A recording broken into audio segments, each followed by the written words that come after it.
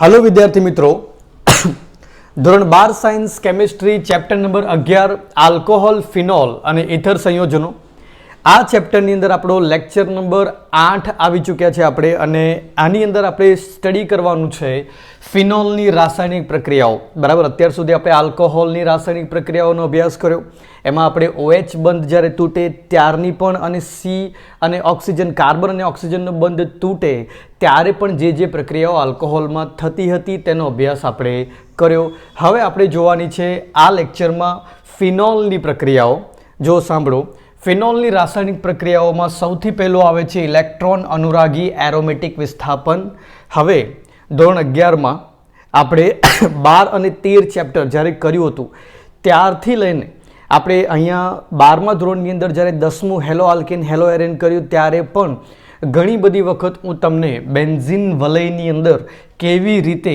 Electron અનુરાગી aromatic વિસ્થાપન થાય છે એને હું મિકેનિઝમ સાથે તમને બધાને સમજાવી ચૂક્યો છું ફરી એકવાર રિપીટ કરીશું નાઇટ્રેશન જોવાનું છે અને હેલોજિનેશન જોવાનું છે પણ એનો કોન્સેપ્ટ જો તમે સમજી જાઓ તો તમને આ બધી પ્રક્રિયાઓ એકદમ સિમ્પલ લાગે તમને નાઇટ્રેશન તમને સલ્ફોનેશન તમને હેલોજિનેશન આ બધી પ્રક્રિયાઓ પછી ક્યારે પણ ગોખવાની જરૂર પડે નહીં જો સાંભળજો બેન્ઝીનની સરખામણીમાં ફિનોલમાં ઇલેક્ટ્રોન અનુરાગી એરોમેટિક વિસ્થાપન વધારે સારી રીતે થાય છે કેમ એનું કારણ આપી દઈએ અને પછી આખું સમજી લઈએ કે કેવી રીતે ઇલેક્ટ્રોન અનુરાગી એરોમેટિક વિસ્થાપન થવાનું બરાબર જો સાંભળજો પહેલાં તો આ શબ્દ પકડો ઇલેક્ટ્રોન અનુરાગી એનો મતલબ શું થાય ઇલેક્ટ્રોન તરફ આકર્ષણ ધરાવનાર હવે જે ઇલેક્ટ્રોન તરફ આકર્ષણ ધરાવનાર સમૂહ હોય એ પોતે કેવો હોય પોઝિટિવ હોય કેવો હોય તે પોઝિટિવ હોય હવે ધ્યાનથી જોજો આગળ વધીએ ફિનોલની અંદર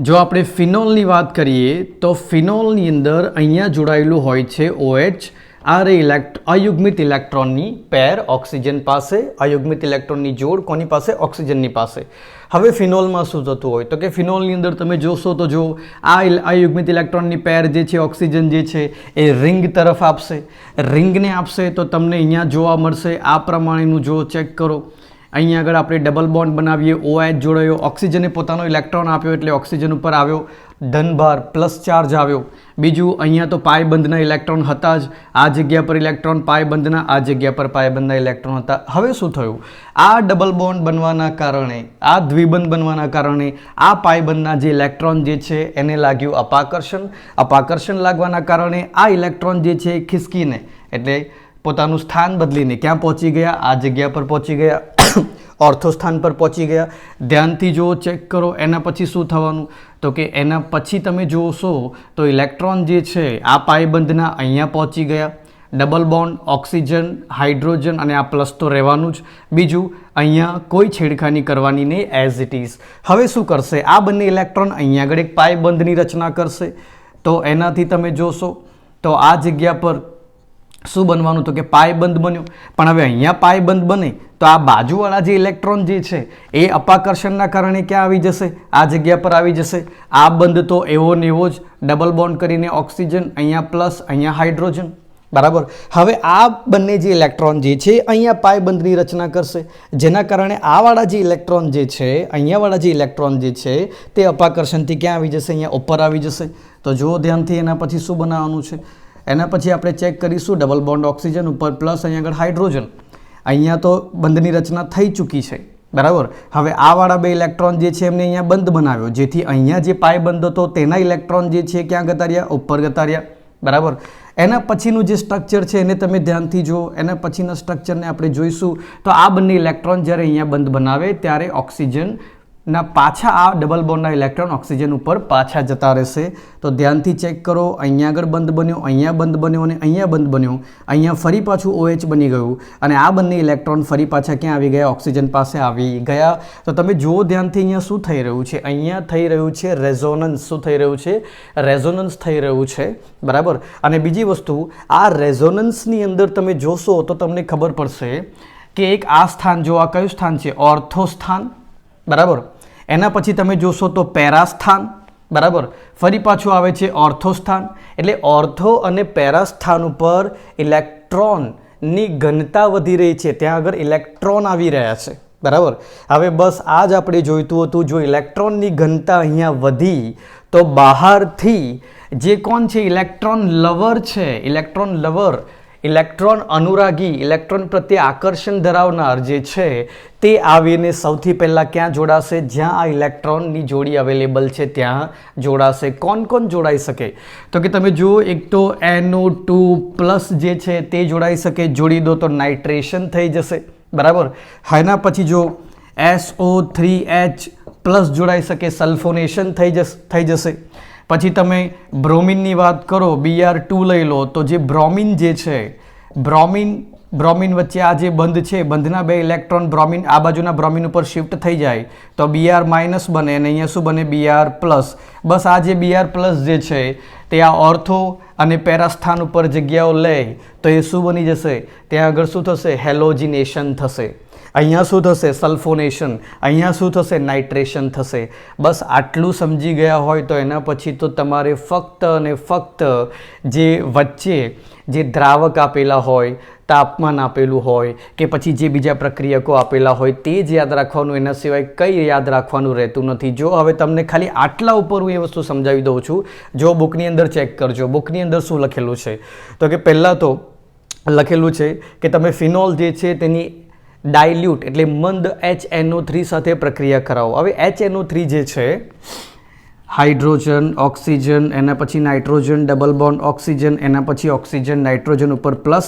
અહીંયાથી તમને શું આપતું હોય છે? HNO3 તમને NO2+ આપતું હોય છે. HNO3માંથી NO2+ જે છે તે મળશે. એ NO2+ જે છે તે ફિનોલની અંદર ક્યાં જોડાશે?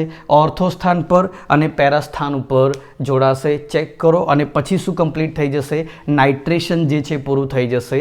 એના પછીની પ્રક્રિયા બહુ સિમ્પલ છે. આની અંદર જ્યાં ઇલેક્ટ્રોન આવ્યા ત્યાં આગળ શું જોડી દો? આપણે NO2 સમૂહ જે છે તે જોડી દઈશું એટલે નાઇટ્રેશન તૈયાર થઈ જશે. જો આપણે રિએક્શન જે છે, પ્રક્રિયા જે છે તેને આપણે લખી દઈએ છીએ. હવે આની કોઈ જરૂર નથી. આ ઘણી બધી વખતો તમને ઓલમોસ્ટ 3 થી 4 વખતો અલગ અલગ લેક્ચરની અંદર તમને બધાને આ જે ઇલેક્ટ્રોન અનુરાગી એરોમેટિક વિસ્થાપન કેવી રીતે થાય છે એનું મિકેનિઝમ બતાવી ચૂક્યો છું. હવે ધ્યાનથી જુઓ શું કરવાનું. તમે અહીંયા પ્રક્રિયા કરાવો કોની સાથે? HNO3 સાથે પ્રક્રિયા કરાવો તો તરત જ તમને શું જોવા મળશે? અત્યારે આ બધું કરવાની અહીંયા જરૂર નથી. અહીંયા તમને ડાયરેક્ટ જ ચેક કરશો તો સૌથી પહેલાં અહીંયા આગળ OH આ બેન્ઝિન રિંગ બતાવી દઉં છું. શું જોડી દઉં? ઓર્થો સ્થાન પર NO2 જોડી દઉં અને પછી અહીંયા આગળ આ જગ્યા પર જો ફિનોલ બનાવી દેવાનું. એના પછી પેરા સ્થાન ઉપર NO2 જે છે તે જોડી દેવાનું. એટલે નિપજ તરીકે તમને શું મળશે? ઓર્થો અને પેરા સ્થાન ઉપર તમને NO2 જોડાયેલું મળશે અને કહેવામાં આવે છે નાઇટ્રેશન. હવે એની જગ્યા પર તમે અહીંયા સાંદ્ર HNO3 લઈ લો. શું કરો છો?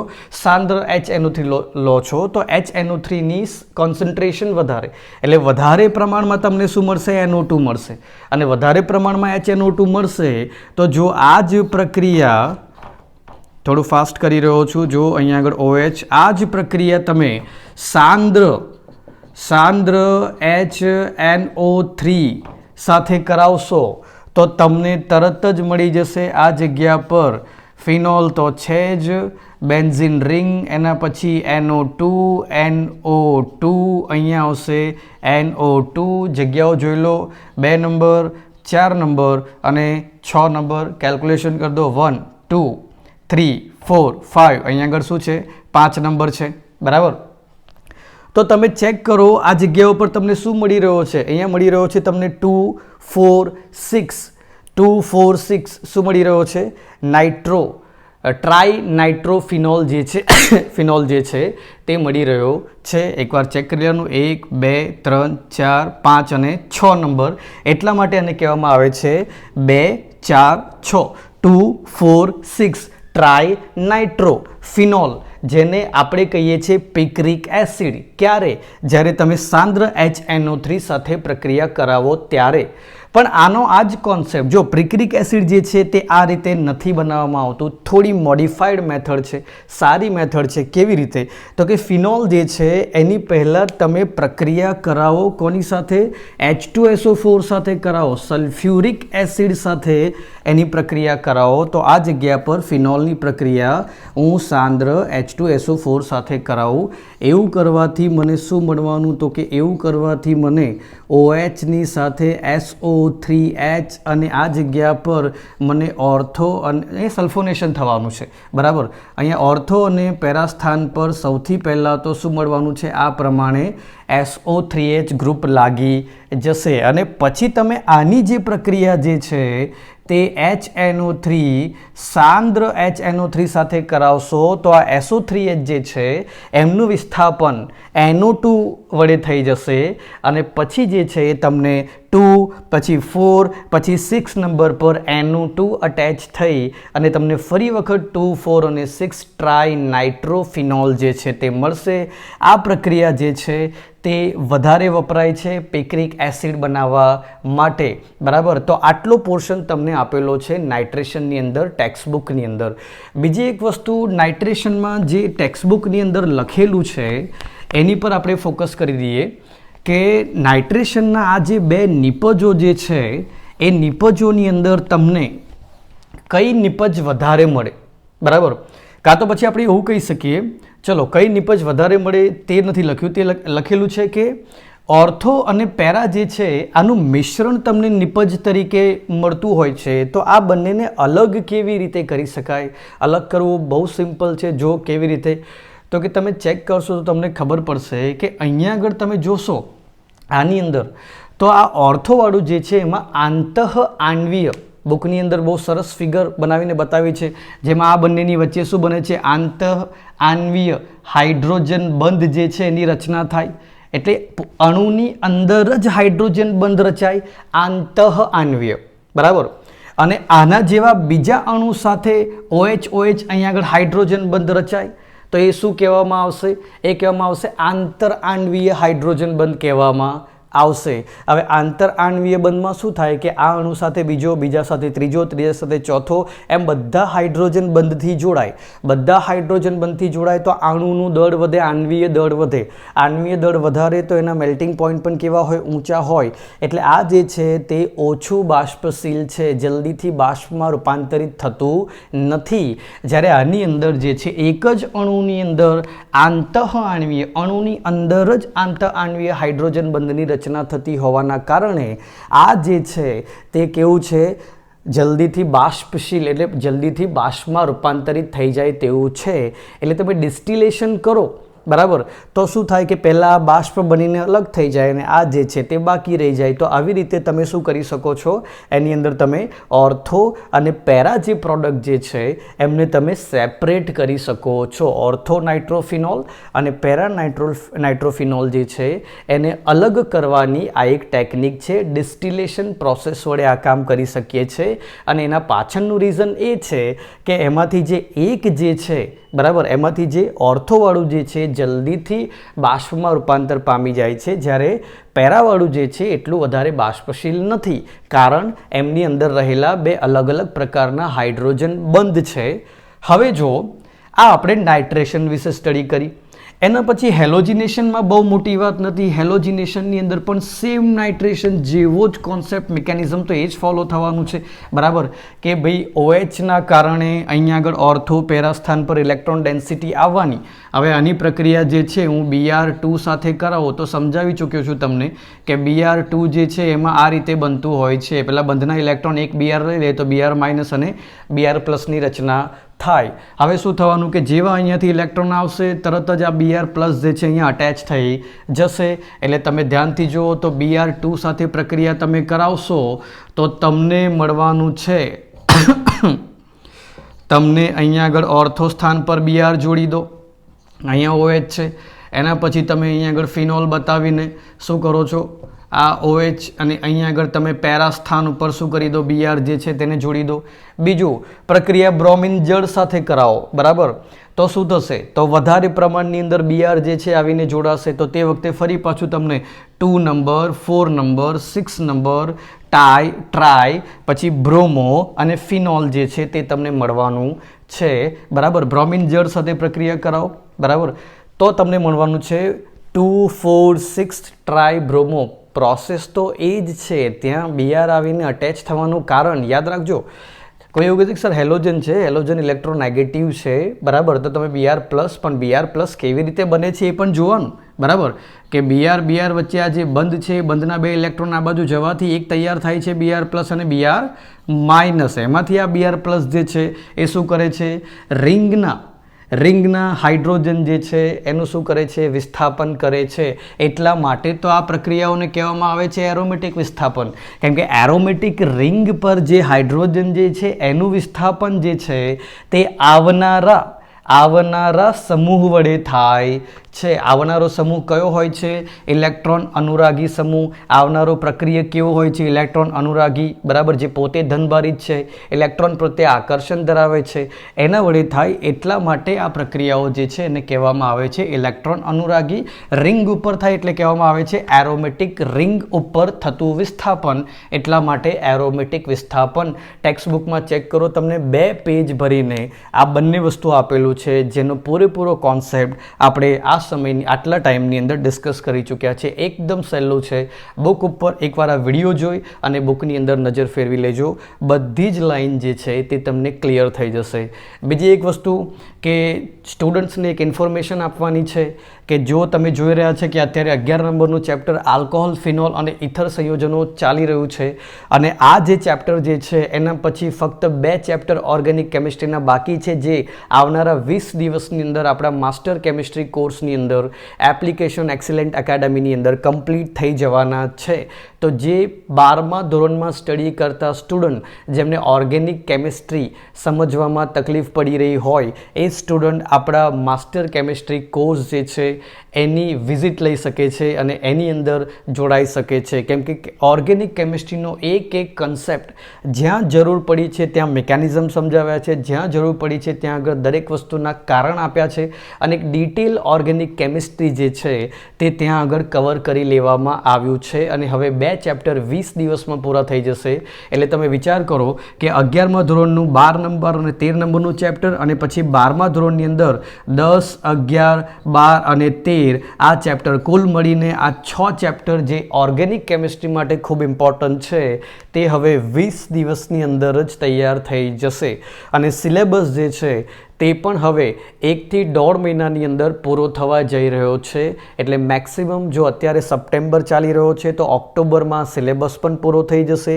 અને એના પછી ડેલી આ માસ્ટર કેમિસ્ટ્રી કોર્સની અંદર MCQની જે પ્રેક્ટિસ જે છે તે રોજ નવા વિડીયોની અંદર હું JEE અને નીટને રિલેટેડ MCQ આ જ રીતે બોર્ડ પર પહેલાં ઇંગ્લિશમાં, પછી એનું ગુજરાતી લખીશ, ગુજરાતીમાં લખ્યા પછી એને પૂરેપૂરી રીતે ડિટેલમાં સમજાવીશ. આવી રીતે રોજ હું 10 થી લઈને 15 MCQ જે છે તે સોલ્વ કરાવતો રહીશ. અને આ કોર્સ જે છે તે ત્યાં સુધી ચાલશે જ્યાં સુધી તમારી નીટ અને JEE એક્ઝામ્સ જે છે તે કમ્પ્લીટ ના થઈ જાય. એટલે JEEના 4 અટેમ્પ્ટ અને નીટ જો મેમાં આવવાની હોય તો કાં તો પછી મેમાં કંઈક ટાઈમ ટેબલમાં ફ્લક્ચ્યુએશન થાય તો ત્યાં સુધી પણ આ MCQની પ્રેક્ટિસ જે છે આ માસ્ટર કેમિસ્ટ્રી કોર્સની અંદર હું મૂકવાનું ચાલુ રાખવાનું છું.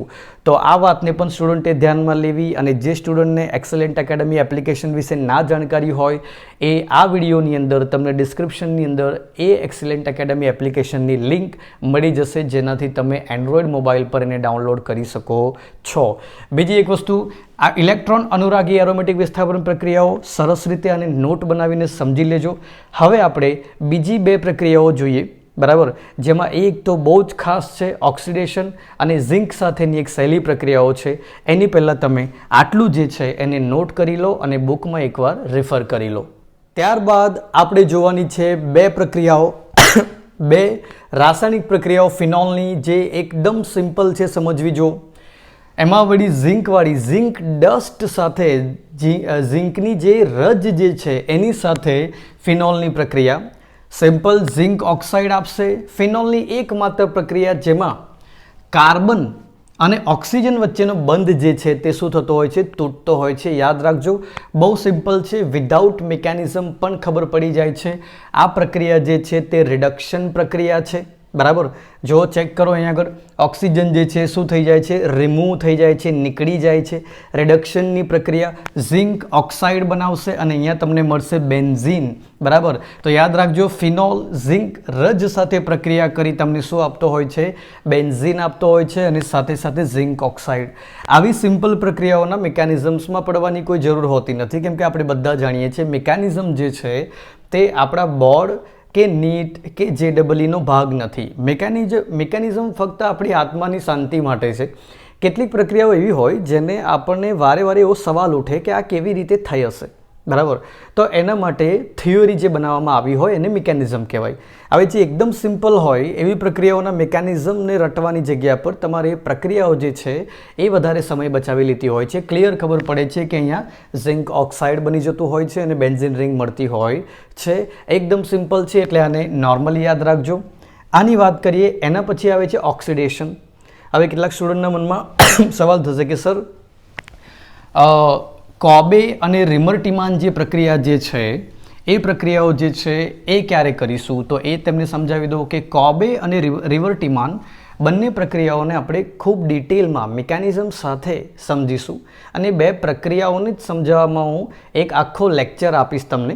બરાબર. એટલે કોબે અને રિમર્ટીમાન જે ફિનોલની પ્રક્રિયાઓ જે છે આપણે આના પછીના લેક્ચરની અંદર શું કરીશું, કવર કરીશું. હવે આપણે જોઈ લઈએ ઓક્સિડેશન. ફિનોલનું ઓક્સિડેશન બહુ સિમ્પલ છે. ક્રોમિક એસિડ દ્વારા ફિનોલનું ઓક્સિડેશન કરવાથી તમને બેન્ઝોક્વિનોન મળે છે. બટ એમને નહીં, આ જો આ એ પ્રકારની પ્રક્રિયાઓ છે જેમાં તમને સવાલ ઉઠે કે સર આ કેમનું થયું હશે. જો અહીંયા અમને આ પાયબંધ જે 3 દેખાય છે અહીંયા આ રીતે બદલાઈ ગયું, શું થયું હશે તો આવું થયું. બરાબર. એટલે આવી જગ્યા પર આપણને ઉઠે ડાઉટ કે આનું મિકેનિઝમ સમજવું પડશે, કેમ કે આ એટલી સહેલી લાગતી નથી. તો જો પહેલાં તમને સમજાવી દઉં કે ફિનોલ જે છે એ જોન્સ રિએજન્ટ, જોન્સ પ્રક્રિયક જે છે, પહેલાં તો આ બંને એકબીજા સાથે ભેગા મળી અને H2CrO4 આપે, જેને કહેવામાં આવે છે ક્રોમિક એસિડ. આ ક્રોમિક એસિડ જે છે તે પછી ફિનોલને શું આપશે, ક્રોમિક એસિડ ફિનોલને આપશે ઓક્સિજન O2 આપશે. અને ઓક્સિજનની અંદર તમે જો O ડબલ બોન્ડ O. બરાબર. પહેલાં તો આ સમજવાનું ઓક્સિડેશનનો મતલબ શું, ઓક્સિજનનું ઉમેરણ, ઓક્સિજનને ઉમેરવાનો. પણ એ ક્યાંથી મળવાનો એ સમજાવું છું. પહેલાં આ બંને એકબીજા સાથે પ્રક્રિયા કરી તમને આપશે ક્રોમિક એસિડ. ક્રોમિક એસિડ પછી ફિનોલને શું આપશે, ઓક્સિજન આપશે. ઓક્સિજન શું હોય છે, જો O ડબલ બોન્ડ O. હવે બંધ જે છે એનું સમવિભાજન કરીએ. શું કરીએ, સમવિભાજન કરીએ. આને હું ઉપર બતાવું છું, જુઓ કેવી રીતે. અહીંયા તમે ધ્યાનથી જોશો તો તમને આઈડિયા આવશે કે ફિનોલ જે છે એને આપણે પહેલાં અહીંયા આગળ સાઈડ પર આ રીતે ડ્રો કરી દઈએ. અહીંયા છે ઓક્સિજન, અહીંયા છે હાઇડ્રોજન, એના પછી આપણે અહીંયા બનાવી છે. ચલો આ રીતે બનાવી દઈએ, કોઈ વાંધો નથી. બરાબર. અને ઓક્સિજન જે છે એને હું આ રીતે સાઈડ પર ડ્રો કરું છું. ઓક્સિજન ડબલ બોન્ડ, અહીંયા ઓક્સિજન. આ બંધનું સમવિભાજન કરો તો આ ઓક્સિજન પાસે પણ આ 2 ઇલેક્ટ્રોન અને આ ઓક્સિજનવાળા પાસે પણ આ ઇલેક્ટ્રોન જે છે આ પ્રમાણે હશે. બરાબર. શું કર્યું છે, ઓક્સિજનની અંદરના ડબલ બોન્ડનું સમવિભાજન, બંને સરખા ઇલેક્ટ્રોન લઈને છૂટા પડ્યા છે. બરાબર. હવે ધ્યાનથી જોજો શું થવાનું. એવી જ રીતે આ O અને H બંધ જે છે એનું પણ અહીંયાથી શું થશે, સમવિભાજન થશે. હવે આ OH બંધ જે છે એનું સમવિભાજન થાય તો ઓક્સિજન પાસે 1 ઇલેક્ટ્રોન, હાઇડ્રોજન પાસે 1 ઇલેક્ટ્રોન. એના પછી આ કાર્બન જોડે શું જોડાયેલો છે, હાઇડ્રોજન જોડાયેલો છે. આ કાર્બન સાથે શું જોડાયેલો છે, હાઇડ્રોજન. આ વાળા બંધનું પણ સમવિભાજન થાય. તો અહીંથી તમે જોશો તો આ વાળા બંધનું જ્યારે સમવિભાજન થાય ત્યારે કાર્બન ઉપર 1 ઇલેક્ટ્રોન અને આ હાઇડ્રોજન જે છે એની પાસે પણ શું રહે, 1 ઇલેક્ટ્રોન બાકી રહે. હવે અહીંયા જો શું મુક્ત મૂલકો તૈયાર થયા, ફ્રી રેડિકલ તૈયાર થયા, તો એને શું કરે છે, સેટિસ્ફાઈ કોણ કરે છે, એને કરે છે આ અંદરના પાયબંધના ઇલેક્ટ્રોન. જો આ પાયબંધ પણ સમવિભાજિત થાય, આ પાયબંધ જે છે સમવિભાજિત થાય એટલે આ ઉપરવાળા કાર્બનને 1 ઇલેક્ટ્રોન મળે, આ વાળા કાર્બનને 1 ઇલેક્ટ્રોન મળે. પછી આ વાળો પાયબંધ તૂટે એટલે આ વાળો જે નીચે કાર્બન છે એને પાછો આ પાયબંધનો બી 1 ઇલેક્ટ્રોન મળી ગયો અને બીજો ઇલેક્ટ્રોન અહીંયા ગયો. આ બંને ઇલેક્ટ્રોને એકબીજા સાથે શું બનાવી દીધો, આ રીતે બંધ બનાવી દીધો.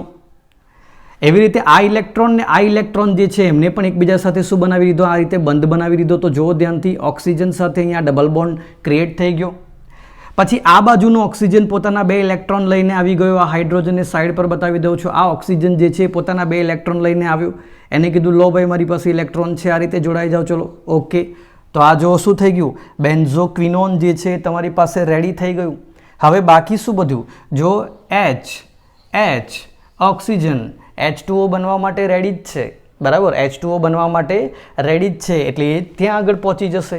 તો આ રીતે આ મિકેનિઝમ કામ કરતું હોય છે. આની અંદર સમવિભાજન થતું હોય છે, અને સમવિભાજન ત્યારે પહેલાં શક્ય બને, સીધું જ બુકની અંદર આપેલું છે ક્રોમિક એસિડ સાથે પ્રક્રિયા કરાવો, સીધું આ બની જશે. પણ એની અંદર શું થઈ રહ્યું છે એ આપણે આ રીતે સમજવાનું છે. ઘણા બધા બંધોનું સમવિભાજન થઈ અને પછી આ ગોઠવણી જે છે તૈયાર થાય છે, એને કહેવાય છે બેન્ઝોક્વિનોન. અને આ ટોપિક જે છે તે છે ફિનોલનું ઓક્સિડેશન. ધ્યાનથી આજના લેક્ચરમાં જેટલી પ્રક્રિયાઓ મેં તમને કરાવી એને બુકમાં રીડ કરી, હાથમાં નોટબુક પેન રાખી 2 વાર લખવાની, બરાબર. મિકેનિઝમ તો સમજવાના જ, પણ 2 વાર લખવાની પણ, જેથી પ્રક્રિયા એટલી સરસ રીતે યાદ રહી જાય કે કોઈ પણ ટાઈમે પૂછે ત્યારે તમને આ પ્રક્રિયા માટે ફરી બુક રિફર કરવાની જરૂર પડે નહીં.